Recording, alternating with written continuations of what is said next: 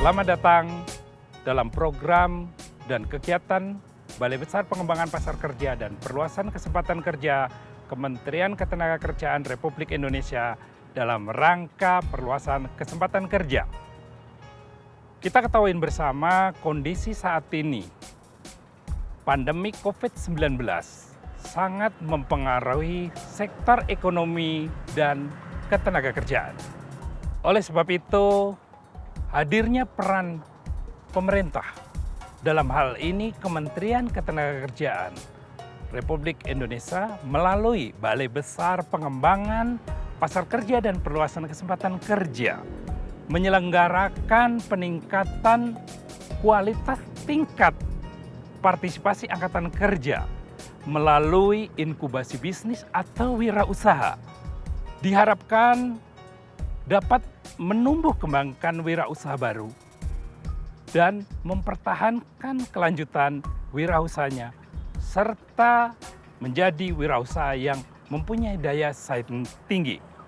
Untuk itu manfaatkan program dan kegiatan pada Balai Besar Pengembangan Pasar Kerja dan Perluasan Kesempatan Kerja sebagai upaya solusi tetap meningkatkan kualitas diri dan menggali potensi diri melalui sistem digitalisasi.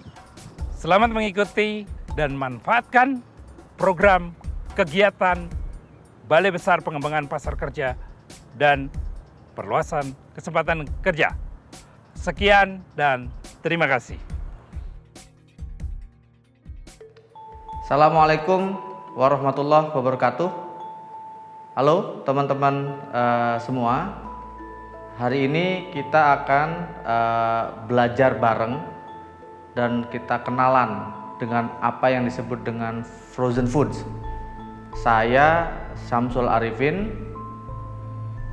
Kita akan bahas bareng sampai dengan teman-teman paham gimana sih prosesnya, gimana sih caranya, dan pengemasannya, serta beberapa aturan yang berkaitan dengan frozen foods. Oke, bicara tentang frozen food, makanan beku ya.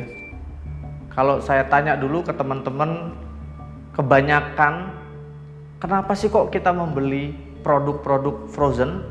Misalnya nuggets ya, sosis, kemudian kentang, daging olahan, ikan, dan lain-lain. Banyak banget. Kalau kita masuk supermarket, pasti kita akan menemukan di satu sudut ya, di supermarket tersebut ada produk-produk yang dingin dan produk-produk yang beku. Kemudian beberapa dari kita membeli. Apa sih sebetulnya alasannya? Why? Kenapa Anda akhirnya memutuskan untuk membeli makanan tersebut? Nah, berdasarkan beberapa atau pengalaman saya pribadi ya, dan informasi dari beberapa teman, kalau saya tanya, kenapa sih kok lu mau tuh atau akhirnya memutuskan untuk membeli makanan beku? Umumnya mereka bilang, ya karena gue beli praktis. Kenapa saya beli? Bisa disimpan lama, bisa awet. Sehingga ketika kita butuh makanan, dan alternatif yang paling mudah adalah membuka freezer kita, menggoreng atau memasak ulang, atau tinggal masukin microwave. Jadi itu karena kepraktisannya, dan karena produk ini memang bisa lama bertahan. Coba kalau kita bandingkan, kita beli ikan nih seger, kita taruh di kulkas atau di chiller, paling nggak lebih dari 2 hari dia udah mulai membusuk. Tapi kalau kita membeli udang yang beku, beli bakso yang beku, itu bisa berbulan-bulan ya. Bahkan lebih dari 1 tahun. Ada produk yang bisa bertahan lebih dari 1 tahun dalam kondisi disimpan beku. Umumnya alasan orang untuk membeli produk frozen adalah karena produk tersebut praktis untuk dikonsumsi kapanpun dan bisa bertahan lama. Jadi sebetulnya apa sih produk frozen food ini? Sebetulnya apa sih makanan beku ini? Ya, berdasarkan Wikipedia, makanan beku adalah makanan yang dibekukan untuk tujuan mengawetkan makanan hingga siap dia dimakan. Tanpa perlu bahan pengawet, produk beku ini emang sudah tahan lama gitu. Artinya kebanyakan dari produk beku tidak menggunakan bahan pengawet atau bahan tambahan pangan yang sifatnya bisa mengawetkan makanan tersebut. Ya, misalkan kita beli saus, nah itu bisa awet hingga tahan lama, hingga berbulan-bulan tanpa saus tersebut busuk karena dia ditambahkan bahan tambahan pangan yang namanya preservatif atau pengawet. Sementara makanan beku itu tidak perlu menggunakan bahan pengawet, dia sudah awet dengan sendirinya. Nanti akan saya jelaskan kenapa bisa awet. Ya, dan pembekuan ini sebetulnya adalah cara yang sudah dilakukan orang zaman dulu, long time ago. Ya, historinya mungkin sudah beratus-ratus tahun lalu, beribu tahun lalu mungkin dilakukan oleh warga yang memang negaranya ada 4 musim. Ketika dia musim dingin, dia menyimpan semua makanan tersebut dalam kondisi lingkungan yang memang sudah suhu minus ya.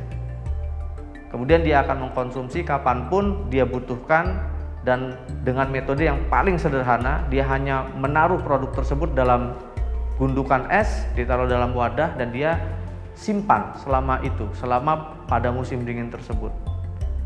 Dan kemudian berkembang, muncul kebutuhan bahwa makanan tersebut harus bisa dikonsumsi pada saat musim panas atau pada saat musim lainnya, sehingga akhirnya muncullah teknologi pembekuan dan transportasi serta distribusi produk beku.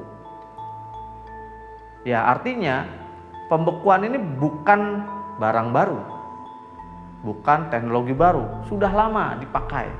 Cuma terkadang ada paradigma negatif terhadap produk makanan beku yang saat ini memang saya seringkali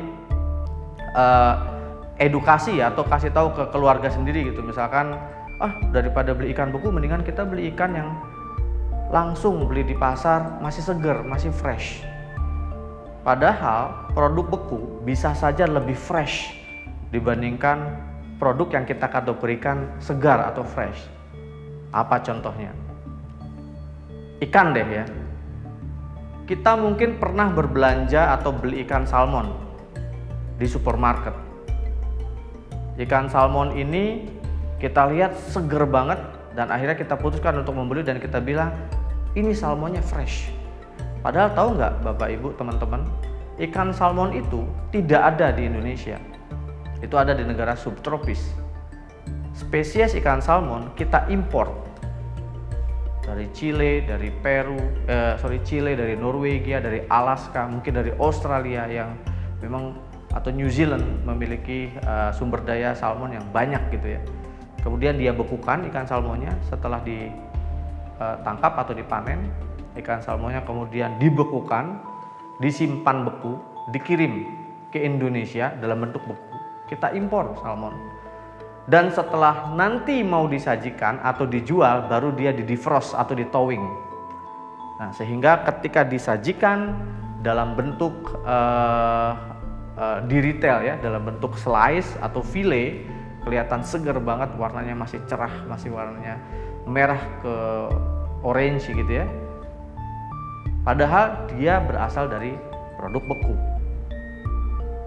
Ya, sementara kita beli ikan fresh, misalkan ikan tongkol di pasar masih segar, atau ikan mas atau ikan air tawar lainnya ya, dia bisa jadi dipanen atau diambil dari tambak atau dari perairan berjam-jam sampai dengan pasar. Kondisinya tidak ada es sehingga menyebabkan kesegarannya memang sebetulnya tidak lebih segar dibandingkan produk yang di frozen. Nah, dalam banyak contoh, di Indonesia merupakan salah satu eksportir terbesar untuk mengekspor semua produk-produk perikanan, dan semua produk perikanan, hampir semua produk perikanan yang kita ekspor adalah produk beku, frozen.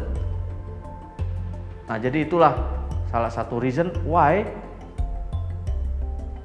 produk beku ini menjadi salah satu alternatif ketika musim COVID ini. Musim COVID menyebabkan kita harus stay di rumah lebih lama. Kita nggak punya banyak pilihan akhirnya untuk memasak, memakan. Akhirnya yang tadinya kita bisa dengan mudahnya membeli produk dimanapun, kapanpun, sekarang kita juga harus lebih selektif. Dan salah satu produk yang sekarang sedang naik daun adalah frozen foods. Kita juga punya experience baru di rumah tentunya, mengolah produk dari beku kemudian kita memasak sendiri, dan itu merupakan sesuatu hal yang asik dilakukan dengan keluarga ya.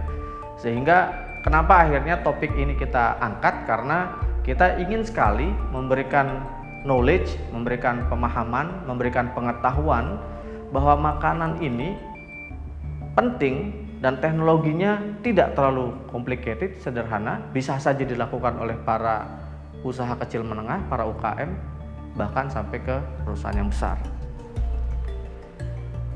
Tadi saya katakan bahwa kenapa kok makanan beku tanpa pengawet bisa awet? Why frozen foods has a long shelf life atau memiliki umur simpan yang panjang? Kalau dari teori yang saya pelajari, produk beku ini bisa disimpan hingga 18 bulan. Artinya awet loh sampai 18 bulan. Setahun setengah, bayangkan. Kita punya produk makanan disimpan dalam kulkas setahun setengah bisa awet tanpa mengurangi kualitas secara signifikan. Artinya kualitasnya ini masih terjaga. Tapi dengan catatan dia harus disimpan di minus 18 derajat Celcius. Harus disimpan di minus 18 derajat Celcius. Kalau suhunya lebih tinggi dari minus 18, misalkan minus 10, nggak akan bisa bertahan sampai dengan 18 bulan. Sehingga inilah yang wajib dijaga, yang wajib dipertahankan. Oke, kembali ke pertanyaan, why? Kenapa? Gila, lama banget Pak. Yakin tuh. Jadi gini, secara teori, apa sih yang bisa menyebabkan makanan busuk? Kebusukan. Apa?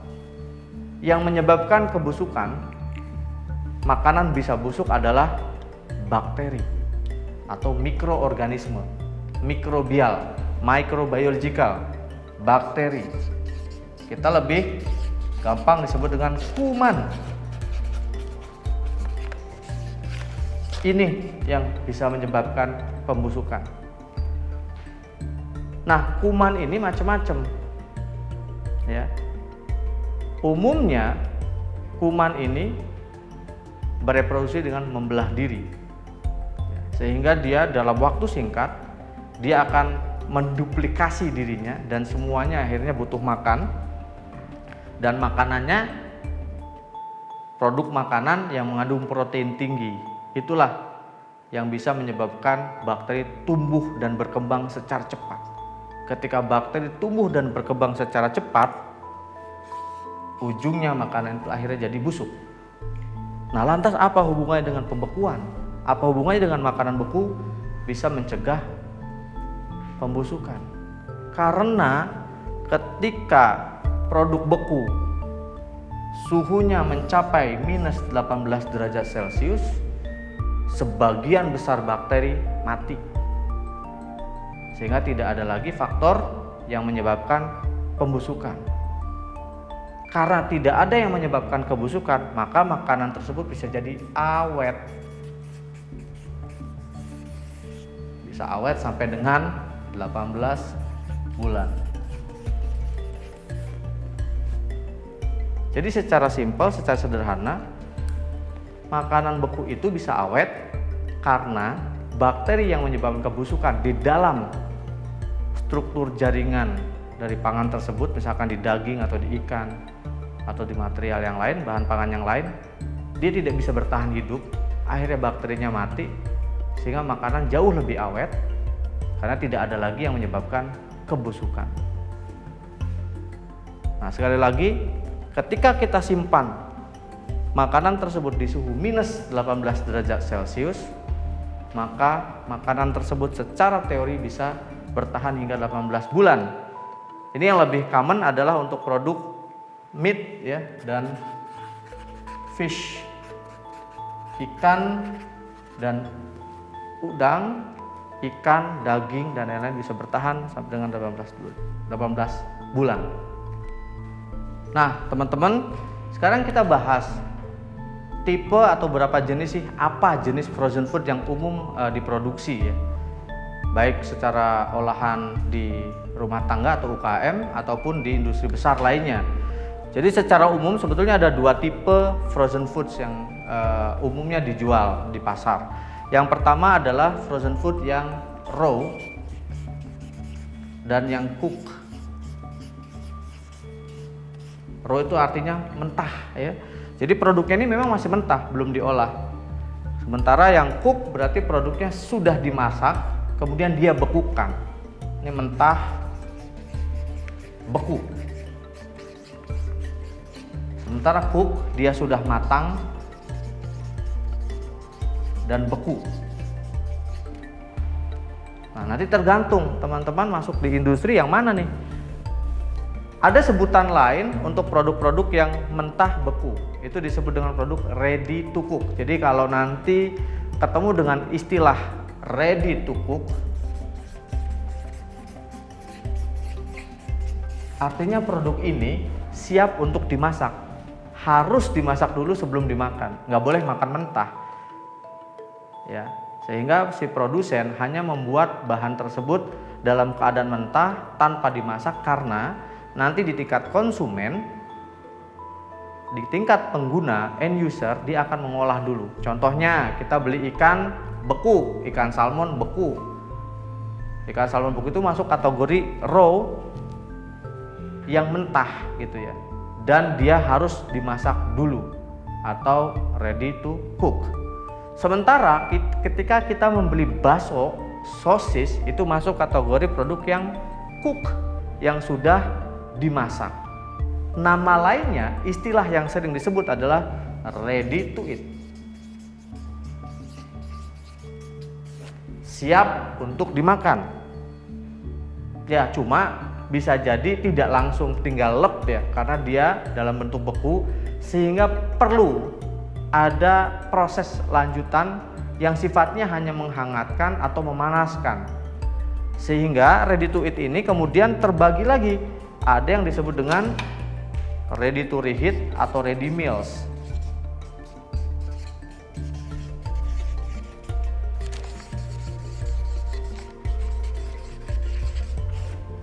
Apa maksudnya ready to reheat? Ini produknya harus dihangatkan dulu, masukin microwave, kemudian baru dikonsumsi. Secara kualitas produk tersebut sudah masak dengan sempurna sebetulnya. Cuma butuh proses menghangatkan supaya produk tersebut lebih enak kalau dimakan ya, lebih terasa kalau dimakan, dan saran penyajian yang diharapkan adalah untuk dimasak dulu atau dihangatkan dulu. Bisa dikukus, bisa direbus, bisa masuk microwave. Ya. Nah, dari sumbernya, makanan beku itu umumnya berasal dari hewani atau berasal dari nabati, atau plant origin and animal origin kita sebut ya. Yang dari nabati apa contohnya? French fries yang dibekukan itu berarti dari tumbuhan ya. Kacang polong dibekukan, wortel dibekukan, itu masuk kategori plant origin atau berasal dari tumbuhan. Sementara ada yang berasal dari hewani, misalnya ayam, ikan, daging sapi, dan lain-lain, atau kombinasi keduanya. Daging ketemu sama kentang dan lain-lain bisa jadi steak akhirnya, ditambahkan saus. Ya, jadi dari sumbernya terbagi menjadi 3 sumber, ada yang berasal dari tumbuhan, berasal dari hewan, atau kombinasi keduanya. Nah, sekarang teman-teman, ketika kita mulai usaha untuk menentukan kategori pangan yang mana yang akan kita pakai, silahkan kaji. Kita produksinya apa? Kalau ayam berarti asal tumbuhan, kita masak dulu atau tidak. Kalau kita jual ayam parting 8 kemudian kita bekukan, masuk kategori raw. Ya, tetapi kalau kita olah lanjutan, kita rebus, kita kasih bumbu, diungkep, dibekukan, masuk kategori cook. karena dia sudah dimasak atau sudah direbus sebelumnya. Kenapa kita harus membedakan? Karena nanti akan berpengaruh terhadap metode pembekuan, terhadap cara penyajian, dan terhadap kemasan kalau kita nanti mau jual ke retail. Akan berpengaruh, akan berbeda perlakuan selanjutnya. Ini saya kasih gambar beberapa contoh makanan beku yang mungkin teman-teman bisa temukan di supermarket atau di banyak retail ya. Misalkan fish fillet, ini gambar satu kita lihat, fish fillet. Jadi fish fillet ini adalah ikan di slice ya, di fillet. Jadi ikan misalnya ikan nila disisiki, dibuang kulitnya, kemudian diambil dagingnya saja. Dagingnya ini yang dalam bentuk slice atau fillet ya, kita bekukan. Itu yang disebut dengan fish fillet. Ada juga kategori fish fillet yang skin on, artinya di fillet tapi kulit luarnya masih ada gitu. Nah, itu tergantung dari permintaan si pembeli gitu ya. Dan fish fillet ini bisa kita temukan juga karena praktis ketika kita mau bikin olahan ya, kemudian kita butuh ikan tanpa harus beli ikan seutuh, tanpa harus kita buangi sisiknya, tanpa harus kita buang dalamannya gitu ya, atau jeroannya gitu. Kita tinggal memasak menggunakan bahan baku yang sudah bersih. Jadi praktis untuk dimasak selanjutnya. Kebanyakan fish fillet ini produk yang kategorinya raw, produk yang kategorinya masih mentah dibekukan. Contoh produk yang lain, ini gambar 2 adalah udang beku yang sudah direbus atau yang disebut dengan cooked frozen shrimp. Jadi udang biasa dicuci, kemudian dia rebus dan dibekukan. Nah, ini yang saya gambarkan contohnya yang ada kepalanya, atau yang disebut dengan head on shrimp, udang dengan kepala. Ada juga yang headless, yang kepalanya sudah nggak ada. Ada juga yang sudah peel, dikupas gitu ya. Jadi macam-macam jenisnya, akan bisa berbagai macam jenis. Ini sederhana sebenarnya, udang cuma direbus aja ya. Disebut dengan cooked frozen shrimp yang dengan kepala atau yang dengan head on ya. Kalau yang tanpa kepala disebut headless. Nah, ini saya gambarnya yang ada kepalanya. Contoh lagi di sini gambar 3 adalah chicken nugget gitu. Nah, kalau chicken nugget mungkin sudah common ditemukan ya, teman-teman sudah tahu lah banyak di tempat dan booming dari tahun 2000-an sampai ke sini. Dulu orang nggak kenal chicken nugget ya, sekarang sudah bahkan menjadi konsumsi harian bagi anak-anak. Terutama anak saya kalau mau sekolah dia selalu minta atau buat bekal kebanyakan chicken nugget. Jadi kalau chicken nugget ya ayam, kemudian diolah, ditambahkan tepung, ditambahkan tepung panir atau breadcrumb, kemudian dia siap untuk digoreng selanjutnya gitu ya. Nah, ini kategorinya ada yang sudah di pre-fried, udah dimasak ya, separuh masak, ada atau setengah matang, ada yang memang masih mentah. Jadi nanti betul-betul harus digoreng. Ada yang memang sudah digoreng tinggal dihangatkan. Nah, itu juga tergantung nanti jenisnya. Kemudian ini berikutnya ada bola ikan misalnya. Gambar ketiga, bola ikan ini fish ball ya, atau disebut juga dengan bakso ikan. Itu ya bakso tapi dari ikan gitu ya. Kemudian gambar berikutnya nih, lihat bakso ya, udah pasti umum udah tahu. Gambar berikutnya sosis ya. Sosis juga pasti udah paham apa itu sosis, gimana bentuk sosis ya. Pak, kalau sosis yang tinggal lep berarti bentuk frozen bukan? Bukan. Sosis yang tinggal lep gitu ya. Saya nggak mau sebut nama, nggak sebut merek. Yang tinggal lep ini berarti dia sudah mengalami proses pemasakan sempurna, disebut dengan retort proses atau menggunakan metode pemanasan yang lain, dan dia tahan pada suhu ruang ya. Tahan lama pada suhu ruang, berarti prosesnya berbeda dengan proses produk frozen. Dia menggunakan thermal proses atau menggunakan proses panas. Sementara kalau proses pendinginan menggunakan low temperature process atau frozen atau chill gitu ya. Nah, jadi teman-teman nanti bisa bayangkan bahwa produk frozen ini semakin lama semakin banyak jenis, semakin banyak jenis.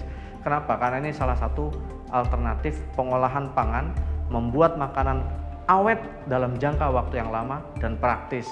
Sehingga tidak heran ya, setelah Covid nanti produk frozen akan sangat membanjiri pasaran gitu. Karena sebagian besar sudah mulai paham bahwa kalau kita mau berbisnis, kemudian bisnis kita mau masuk mau long term dan mau survive, ya harus masuk ke semua saluran, bukan hanya punya outlet restoran, tetapi harus juga ada produk yang bisa masuk ke retail gitu ya. Dan produk-produk frozen ini sangat bisa diterima, dan sekarang masyarakat sudah teredukasi dengan baik bahwa memilih produk frozen bukan berarti pilihan yang salah, tetapi pilihan yang praktis dan juga bisa lebih ekonomis bahkan. Karena apa? Kita bisa mengkonsumsi produk itu kapanpun tanpa harus order dari ojol dan lain-lain ya. Kita udah bisa stok di rumah gitu. Oke? Jadi itu yang kita sebut dengan pengenalan frozen foods. Berikutnya nanti akan kita bahas apa sih jenis pembekuan, mesinnya harus bagaimana, bagaimana kita memulai, kemudian ketika kita mau melangkah masuk ke industri atau masuk ke tahapan produksi pangan, olahan, metode pembekuan. Oke, tetap tunggu video saya. Terima kasih. Assalamualaikum warahmatullahi wabarakatuh.